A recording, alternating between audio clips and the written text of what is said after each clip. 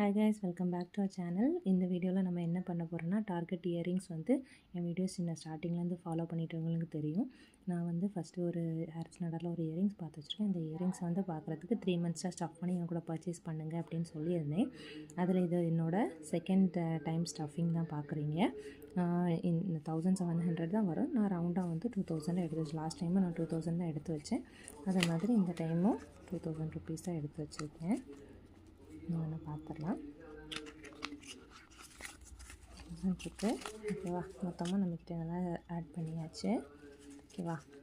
1 2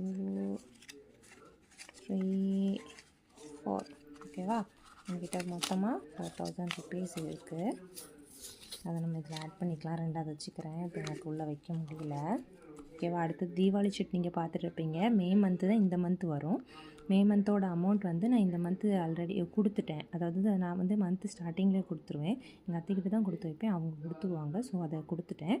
அடுத்தது June மந்த்துக்குள்ளே 1200 rupees. So அதுக்கும் எடுத்து வச்சுட்டேன். 1200 rupees எடுத்து வச்சுட்டு இந்த அமௌண்ட்டை வந்து நான் அடுத்த மந்த் வரும்போது நான் கொடுத்துருவேன். அப்போ நம்மளுக்கு பேலன்ஸ் இன்னும் வந்து 4 மந்த்து தான் இருக்குது. இந்த 4 மந்த்து முடிஞ்ச பிறகு எவ்வளோ ரூபா வந்திருக்கு, அது நம்மளுக்கு லாபமாக இல்லை நஷ்டமாக, அடுத்த மாதம் கண்டினியூ பண்ணணுமா இல்லையான்றதை நான் கண்டிப்பாக அடுத்த வீடியோவில் சொல்கிறேன். Bye guys.